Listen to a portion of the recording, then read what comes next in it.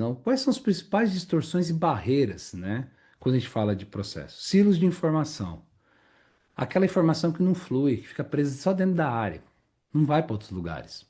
Talvez porque as pessoas não querem divulgar, talvez porque não é do interesse das pessoas ver o que está acontecendo. A gente tem que entender o que que é que está envolvido em toda essa história, porque às vezes a informação não flui, ou porque ninguém nunca pensou em procurar. Às vezes você está dentro de uma empresa e fala, tá, mas tal informação, por que que não está no sistema pensado para tirar um relatório ou ter esse bloqueio aqui para que a coisa aconteça de tal forma? Simplesmente ninguém nunca pensou nessa configuração. Então, às vezes, os silos de informações não são coisas propositais. Às vezes são, tá?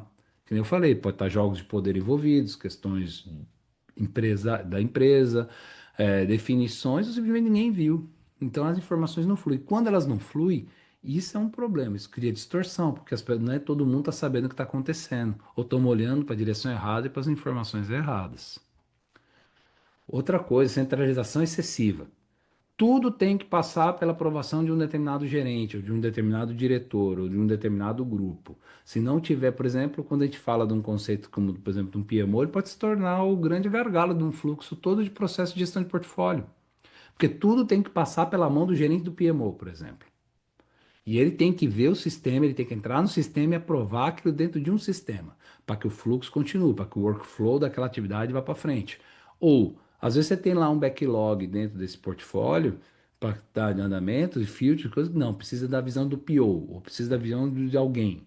Excessivamente centralizado. Isso gera o quê? Lentidão, gargalos, cria restrições, e você não consegue fazer esse fluxo acontecer. Essas distorções acontecem constantemente e elas são um grande problema. Às vezes a gente nem percebe. Então você tem modelos de liderança muito centralizadores, vão impedir que você atinja talvez o resultado que a gente quer de futuro.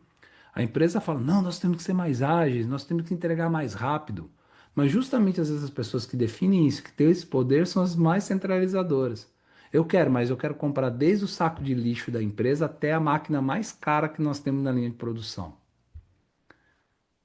Temos que ter esse sentido. Isso é um problema sério em muitas organizações e acontece muito mais do que a gente pensa. Talvez em situações micros dentro de uma área, às vezes numa situação muito mais macro, num fluxo geral.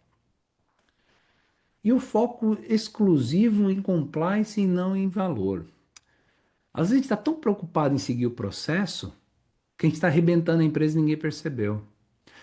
Uma empresa que eu trabalhei muitos anos atrás, eles tinham o hábito de fazer a revisão de processo a cada 4 meses.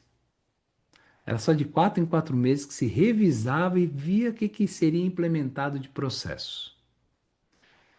Às vezes, poxa, mas na dinâmica que a gente vive hoje, 4 meses, e você, às vezes aquilo não funcionava mais há muito tempo, mas como não foi discutido pelo comitê, continuava em vigência. Esse comitê só se reunia de 4 em 4 meses. Fora isso, se você fizesse qualquer coisa, era não conformidade.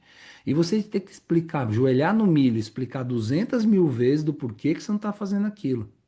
E isso gerava um problemão, porque o processo que existia, que estava vigente, você tinha que parar um dia, explicar o porquê que você não fez, dar um plano de ação para que você volte para o processo, mesmo que esse processo seja totalmente irreal. Isso gerava um estresse danado. Às vezes tinha situação que falava, gente, isso aqui não faz o menor sentido. Tá... mas tá no processo, você tem que fazer. Entende? Eu não tenho processo para gerar valor. Só vai gerar valor se eu seguir o processo, entende? E essa inversão de prioridade de quem manda em quem é a história do rabo tentando abandonar o cachorro. Eles têm que tomar cuidado. Então, essas três são. Tem mais distorções, mas eu quis trazer essas três que são bem, bem visíveis. Eu acho que todos nós temos experiências desse tipo.